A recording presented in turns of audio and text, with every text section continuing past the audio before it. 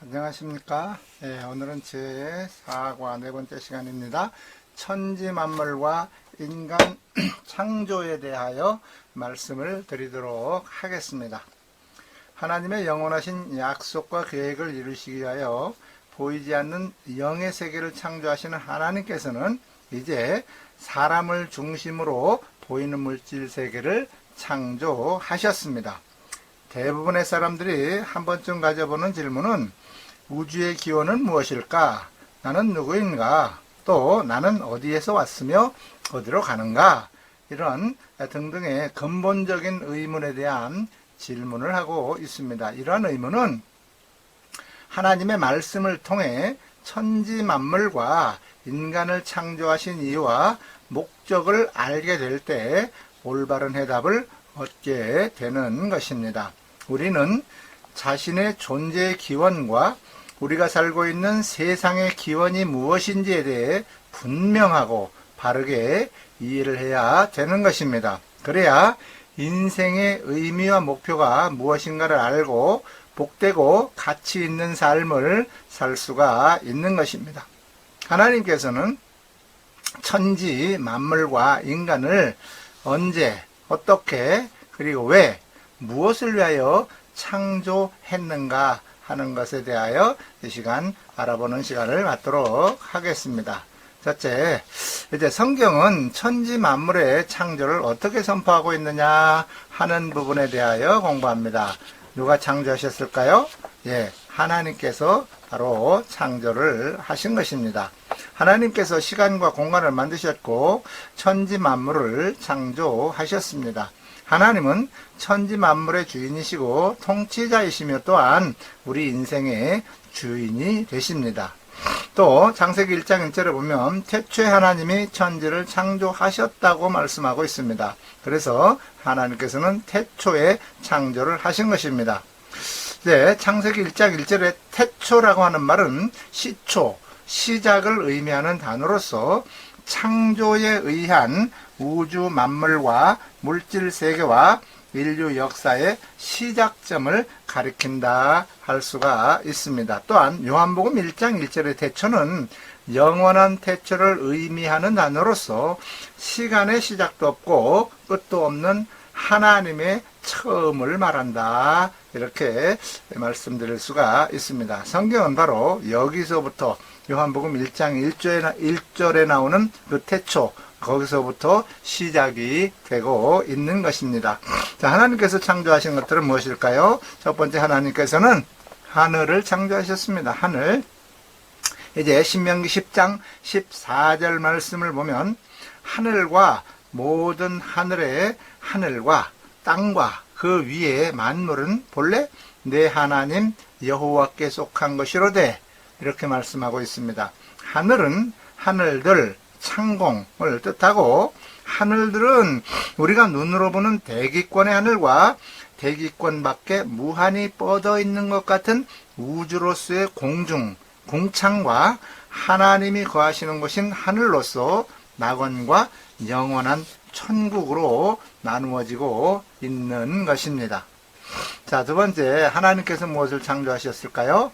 하나님은 흑암 안에 땅을 만드시고 그 땅을 허공에다가 걸어 놓으셨다고 하는 것입니다. 욥기 26장 7절 말씀을 보면 그는 북쪽을 허공에 펴시며 땅을 아무것도 없는 곳에 매다시니라고 기록하고 있습니다. 땅은 지구 또는 대지로서 지구는 하나님의 명령으로 창조되어 하나님께서 아무것도 없는 공간 속에 홀로 걸어 놓으셨던 것입니다. 이렇게 창조된 지구는 처음에는 아무것도 없는 무의 상태였습니다. 그래서 혼돈하고 공허하며 흑암의 깊음 위에 있었다고 표현을 하고 있는 것입니다. 무질서한 그 천지를 시간 속에서 질서를 잡아가시는 것이 엿새 동안의 창조라고 성경은 이제 말씀하고 있습니다. 또한 깊음은 바다를 의미합니다. 창세기 1장 2절에 그 땅이 혼돈하고 공허하며 흑암이 깊음 위에 있고 라고 기록하고 있는데, 바로 이 깊음은 바다를 의미하는 것입니다. 첫째 날 창조가 이제 천지가 창조되었을 때 혼돈하고 공허한 지구 위에 바다가 있었고 흑암이 바다 위에 덮여 있었다고 하는 것입니다. 하나님께서 흑암 안의 깊은 바다 속에 바로 지구를 창조하셨던 것입니다. 흑암은 타락한 천사를 가두어 놓는 것으로 흑암의 권세를 잡은 마귀가 임금 노릇하고 있는 이 세상을 말하고 있습니다. 그런데 그곳에 하나님의 신은 수면에 운행하시니라 라고 말씀하고 있는 것은 암탉이 알을 품듯이 품었다라고 하는 의미라는 것이죠. 즉 성령께서 혼돈하고 공허하며 이제 흑암으로 가득한 세상에 우주의 질서를 세우시고 풍요와 빛의 세상으로 창조하시기 위해 모든 것을 품으시고 사람이 거하기에 적합하도록 모든 것을 말씀으로 창조하신 것이라고 하는 것입니다. 이것은 마치 엄마의 자궁 안에서 태의 생명이 창조되는 것과 같은 모양이라고 볼 수가 있고, 또한 하나님께서 택하신 자들 속에서 이루시는 성령으로 거듭나게 하시는 영적인 새 창조의 역사를 동일하게 보여주고 계시는 것입니다. 그래서 예레미야 선지자는 이제 창세기의 혼돈과 공허와 흑암의 상태를 타락한 죄인들의 삶의 모습으로 이렇게 표현을 하고 있습니다. 예레미야 4장 22절과 23절 말씀에 보면 내 백성은 나를 알지 못하는 어리석은 자요 지각이 없는 미련한 자식이라. 악을 행하기에는 지각이 있으나 선을 행하기에는 무지하도다. 보라, 내가 땅을 본즉 혼돈하고 공허하며 하늘에는 빛이 없다. 이렇게 기록하고 있습니다.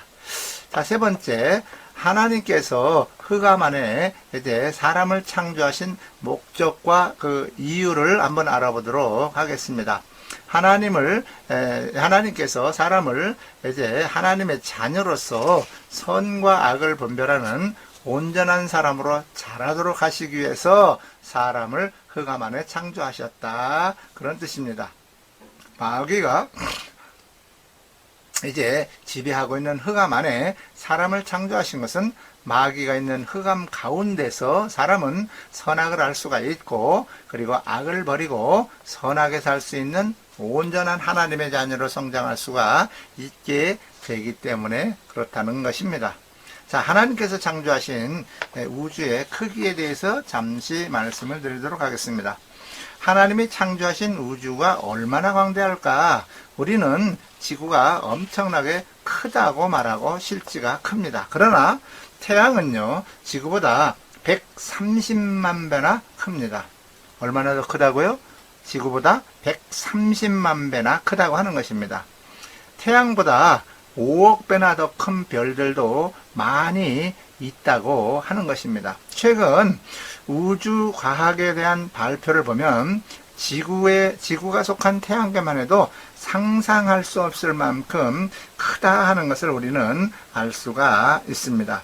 태양계만 해도 엄청나게 이렇게 큰데, 이제 안타레스라고 하는 별은 태양의 6,400만 배나 된다고 알려져 있고, 헤라클레스의 별자리 중에 한 별은 이 안타레스보다 1억 배나 크다고 하는 것입니다. 가장 큰 별로 알려진, 이제 발견된 별 중에 가장 큰 별로 알려진 것은 에프실론이라고 하는데, 헤라클레스 별자리의 별보다 수백만 배나 더 크다고 하니까 하나님의 능력과 권세가 얼마나 크고 또 우주의 크기가 얼마나 광대한지 우리는 측량할 수조차도 없다라고 하는 사실이죠. 이렇게 광대한 우주를 하나님이 말씀으로 창조하셨을 뿐만 아니라 말씀으로 이제 붙들고 운행을 주관하고 계신다고 하는 사실이죠. 자, 이제 다음입니다.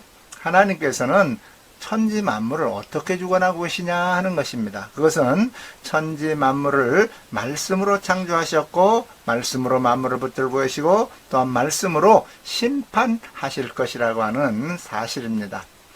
히브리서 11장 3절에 보니까 믿음으로 모든 세계가 하나님의 말씀으로 지어진 줄을 우리가 아나니 보이는 것은 나타난 것으로 말미암아 된 것이 아니니라고 말씀하고 있습니다. 또한 베드로서 3장 5절에서 7절까지 말씀을 보면 이는 하늘이 옛적부터 있는 것과 땅이 물에서 나와 물로 성립된 것도 하나님의 말씀으로 된 것을 그들이 일부러 잊으려 함이로다. 이로 말미암아 그때의 세상은 물의 넘침으로 멸망하였으되 이제 하늘과 땅은 그 동일한 말씀으로 불사르기 위하여 보호하신 바 되어 경건하지 아니한 사람들의 심판과 멸망의 날까지 보존하여 두신 것이니라고 말씀하고 있습니다. 하나님이 가라사대라고 하는 것은 그리고 하나님이 말씀하셨다라고 하는 뜻입니다. 모든 것은 하나님의 말씀으로부터 시작이 된 것입니다. 하나님이 말씀으로 창조하셨고 말씀으로 만물을 붙들고 계시고 또한 말씀으로 심판하실 것이라고 하는 것이 성경의 가르침입니다. 자, 하나님이 이제 말씀으로 창조되고 또한 유지되고 있는 이런 모든 피조물들은 하나님의 말씀을 듣고 순종할 수 있는 기능을 가지고 있다고 하는 사실입니다. 이제 호세아 2장 18절 말씀을 보면 그날에는 내가 그들을 위하여 들짐승과 공중의 새와 땅의 곤충과 더불어 언약을 맺으며 또 이 땅에서 활과 칼을 꺾어 전쟁을 없이 하고 그들로 평안히 눕게 하리라 라고 말씀하고 있습니다. 또 마태복음 8장 26, 7절에 보면은 예수께서 이르시되 어찌하여 무서워하느냐 믿음이 적은 자들아 하시고 곧 일어나사 바람과 바다를 꾸짖으시니 아주 잔잔하게 되거늘 그 사람들이 놀랍게 여겨 이르되 어떠한 사람이기에 바람과 바다도 순종하는고 하더라 이렇게 말씀하고 있죠.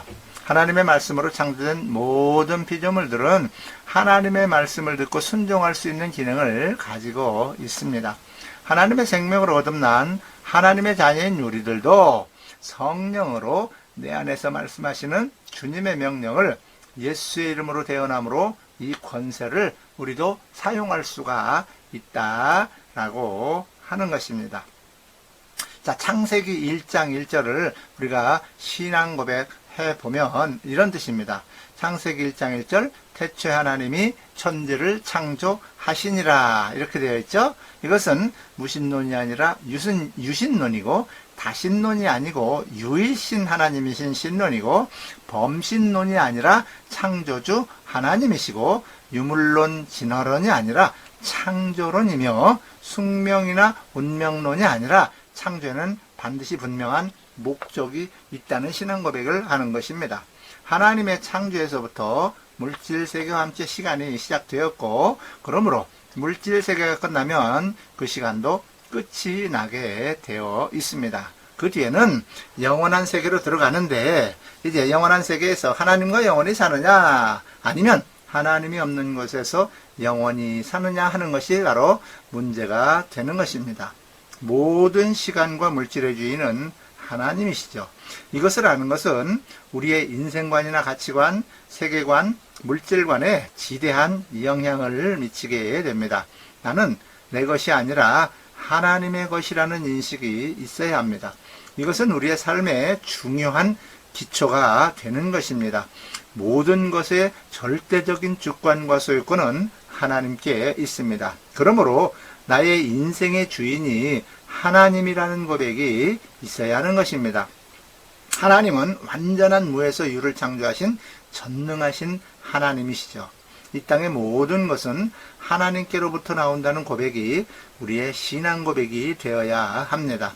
원래 우리 것은 없습니다.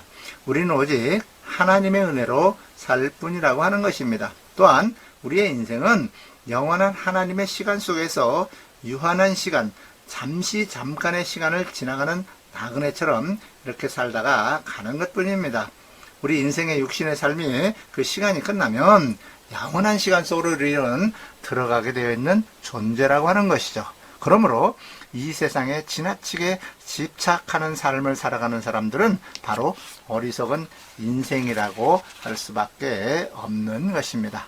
자, 그 다음에 이제 두 번째, 인간 창조하신 그 목적과 인간을 창조하신 창조와 그 목적에 대하여 말씀을 드리도록 합니다. 하나님께서는 하나님의 형상과 모양대로 우리 인간들을 창조하셨고, 형상이라고 하는 것은 실체와 모양이라고 하는 두 가지의 의미가 담겨 있습니다.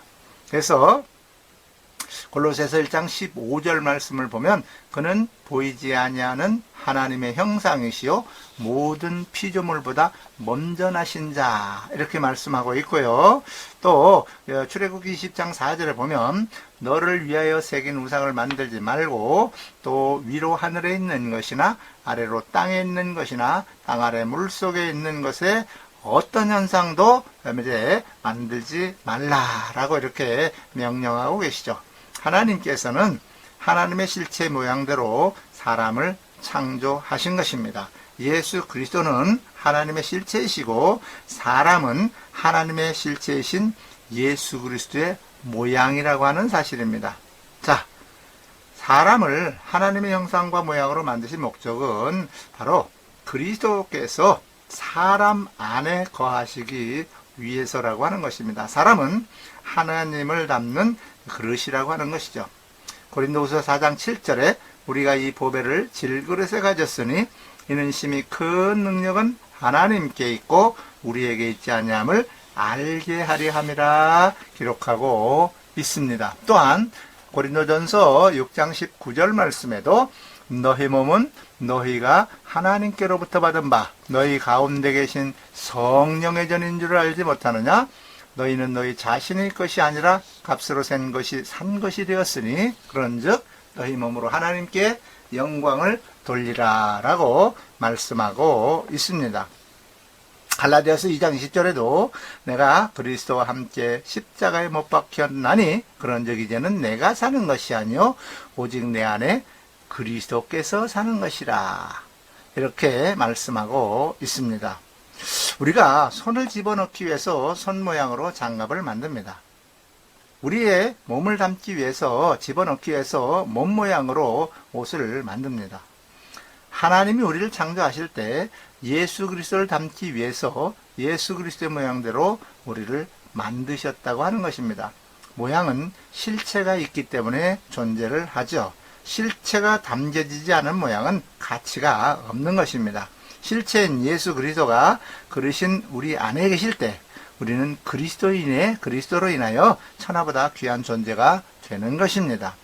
그러므로 만일 그리스도인이라고 하면서도 아직까지 인생의 문제에 대한 확실한 답을 알지 못하고 있다면 그는 그리스도인이 아닌 것입니다. 골로새서 3장 3절과 4절 말씀을 이제 봉독합니다. 이는 너희가 죽었고 너희 생명이 그리스도와 함께 하나님 안에 감추어졌음이라. 우리 생명이신 그리스도께서 나타나실 그때에 너희도 그와 함께 영광 중에 나타나리라 이렇게 말씀하고 있습니다. 자, 다음은 하나님은 사람을 어떠한 특별한 존재로 지으셨는데 그것은 이제 첫째 하나님의 생명을 자각하는 살아있는 존재로 지으셨다고 하는 것입니다. 이제 창세기 2장 7절에 보면 여호와 하나님이 땅의 흙으로 사람을 지으시고 생기를 그 코에 불어 넣으시니 사람이 생명이 되었다 말씀하고 있습니다. 하나님의 생기는 생명, 하임이라는 단어와 그리고 바람이나 호흡이라는 단어의 합성으로서 이제 생명을 자각하는 살아있는 기능을 의미하는 것이 바로 생기라고 하는 단어입니다. 그래서 생기는 생명 자체가 아닌 생명의 기운을 나타낼 때 쓰이는 단어입니다. 그렇기 때문에 하나님의 생기를 받은 인간이 생령이 되었다고 하는 것은 하나님의 생명을 자각하는 살아있는 산 존재가 되었다고 하는 의미입니다. 모든 생물들도 흙으로 지어졌지만 다른 생물들은 하나님께서 생기를 불어넣지는 않았기 때문에 그냥 살아있는 존재일 뿐입니다. 하나님의 생기는 인간을 다른 생물들과는 다른 이제 살아있는 특별한 존재로 만들었다고 하는 것입니다. 인간은 하나님의 생기가 들어있을 때에만 아담 또는 사람이고, 하나님의 생기가 들어있지 않은 것은 짐승과 다를 바가 없습니다. 그래서 성경은 그러한 상태를 뭐라고 표현했느냐 하면 죽었다 라고 표현하고 있습니다. 그래서 이 생기는 우리의 콧김, 곧 여호와께서 기름 부으신 자, 곧 그리스도로 나타내는 것이라고 하는 것입니다. 자, 두 번째, 하나님은 사람을 어떤 특별한 존재로 지으셨을까요? 그것은 하나님의 생명을 공급을 받아야 온전한 사람으로 살 수 있도록 지으셨다고 하는 것입니다. 요한복음 7장 38절 말씀을 보면 나를 믿는 자는 성경의 이름과 같이 그 배에서 생수의 강이 흘러나오리라 하시니 이는 그를 믿는 자들이 받을 성령을 가리켜 말씀하신 것이라 기록하고 있습니다. 여기서 생기를 영혼으로 번역을 합니다. 그리고 생기, 곧 영혼의 기능은 사람의 깊은 속을 살핀다고 말을 하고 있습니다. 잠언 20장 27절에서 사람의 영혼은 여호와의 등불이라, 사람의 깊은 곳을 살피느니라 라고 기록하고 있습니다. 여기서 사람의 깊은 곳, 이것은 무슨 소리냐 하면 사람의 배, 요한복음 7장 38절 가면 봉독했죠. 사람의 배, 이것을 사람의 깊은 곳이라고 하는 것으로서 무슨 뜻이냐면 생명 자궁, 이런 뜻입니다. 그러므로 생기를 가진 사람은 다른 생물과는 달리 하나님의 생명과 교통하고 하나님을 예배하고 기도하고 찬양할 수 있는 특별한 존재로 창조가 된 것이라고 하는 것입니다. 다시 말하면 사람의 영혼은 사람의 배, 곧 깊은 곳이 있는 하나님의 생명을 자각하고 살펴서 성령 하나님의 생수를 구하고 공급받아 살 수 있도록 창조를 하셨다고 하는 것입니다. 그러므로 첫사람 아담은 생명나무 실과를 먹기 전에는 영생을 소유한 완전한 존재는 아니었던 것입니다. 아담은 하나님의 형상의 모양으로 창조되어 생기, 곧 생명의 기운을 받아 하나님의 생명을 지각하고 교통할 수 있는 기능을 가진 존재로서 하나님의 생명을 담을 수 있는 그릇이었지 하나님의 최종 목표가 아니었다고 하는 것입니다. 자, 사람의 구조와 기능에 대하여 한번 알아보도록 하겠습니다. 흙과 생기가 포함하여 생기가 되었고, 그리고 생명이 되었고, 그리고 육체와 영혼이 더해져서 살아있는 산 존재가 되었다고 하는 사실이죠. 사람은 구조적으로는 영과 육체로 구분할 수 있고, 기능적으로는 영과 혼과 육으로 이렇게 구분하여 말할 수가 있습니다. 육신의 기능은 정신적인 혼의 기능과 물질적인 육체의 기능으로 나눌 수가 있는 것입니다. 그래서 인간의 마음과 생각에 있는 이성, 자유의지, 양심, 이런 것들은 인간이 하나님의 형상으로 지음받은 증거가 되는 것입니다. 그리고 우리의 육체는 오감을 통해서 이제 기능을 합니다. 오감은 시각과 청각, 그리고 후각, 미각, 그리고 촉각입니다. 혼은 마음과 생각의 영역으로 지정의로 나타나는 것입니다. 이제 인간의 마음과 생각에 있는 이성과 자유의지와 양심은 인간이 하나님의 형상으로 지음을 받은 증거가 되는 것입니다. 혼과 육의 기능으로는 알 수 없는 또 다른 세계가 있는데 바로 영의 세계라고 하죠. 영의 상태에 따라 의인과 악인이 구분이 됩니다. 인간은 하나님의 영으로 살도록 창조가 되었습니다. 그러므로 인간의 영 안에 하나님의 영이 계셔야 하는 것이죠. 하나님의 영으로 살 때 온전한 마음과 생각을 가지고 건강한 육신의 삶을 살 수가 있는 것입니다. 자, 이제 세 번째로 하나님께서 이제 사람을 한 영으로 만드시고 아담의 갈비뼈를 취해서 하와를 만드셨습니다. 그리고 다시 한 몸이 되라고 하셨는데 과연 어떤 의미가 있는지 한번 살펴보도록 하겠습니다. 첫 번째는 아담과 하와가 하나님의 생명으로 하나 되어 하나님을 머리로 하고 살 때 거룩한 질서 가운데 온전한 한 몸이 될 수 있다는 의미가 되겠습니다. 고린도전서 11장 3절에 보면 그러나 나는 이제 너희가 알기를 원하노니 각 남자의 머리는 그리스도요 여자의 머리는 남자요 그리스도의 머리는 하나님이시니라 라고 기록하고 있습니다. 피조물인 사람은 창조주이신 하나님이 세우신 거룩한 질서 가운데 행복한 삶을 살 수 있습니다. 거룩한 질서는 계급을 말하는 것이 아니라 각자의 자리와 역할이 있다고 하는 것입니다. 피조물인 사람은 스스로 사는 자가 아니라 오직 하나님과 교통하여 하나님의 뜻에 따라 하나님의 말씀을 듣고 가르침을 받아 살도록 창조가 된 것입니다. 몸은 머리로 말미암아 살아야 합니다. 몸이 스스로 사는 것이 바로 죄입니다. 오직 하나님만이 스스로 사시는 분이십니다. 그리스도를 머리로 하고 살 때 하나님의 전부를 누리고 살 수가 있는 것입니다.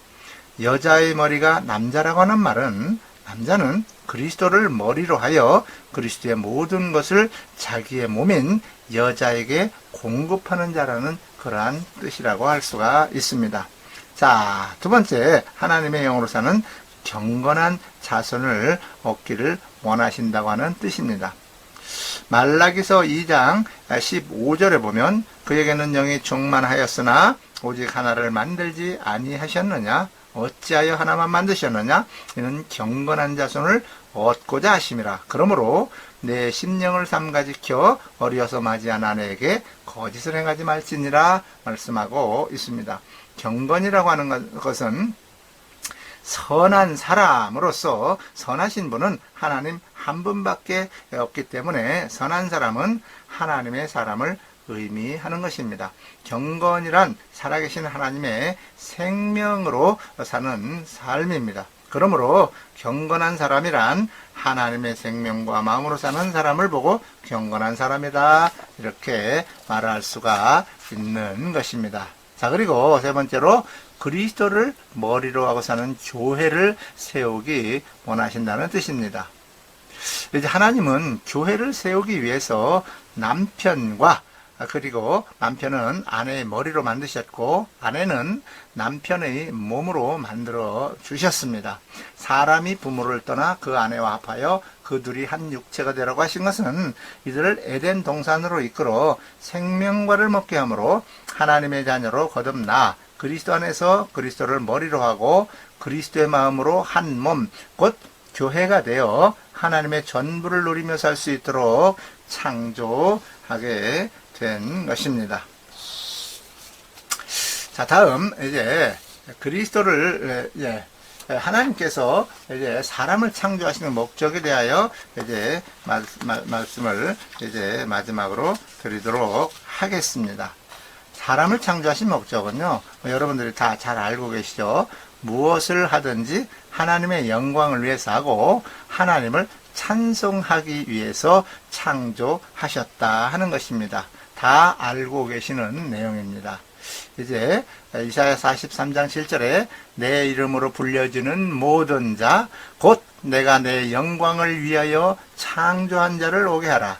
그를 내가 지었고 그를 내가 만들었느니라 말씀하고 있고, 또 43장 21절에도 이 백성은 내가 나를 위하여 지었나니 나를 찬송하게 하려 함이라 이렇게 말씀하고 있습니다. 신약 성경에서도 에베소서 1장 12절에는 이는 우리가 그리스도 안에서 전부터 바라던 그의 영광의 찬송이 되게 하려 하심이라 라고 기록하고 있고, 또 고린도전서 10장 31절에도 그런즉 너희가 먹든지 마시든지 무엇을 하든지 다 하나님의 영광을 위하여 하라 라고 말씀하고 있습니다. 자, 오늘은 이제 네 번째 시간으로 천지 만물과 인간 창조에 대하여 공부하여 보았습니다. 들어주신 모든 분들에게 감사를 드립니다.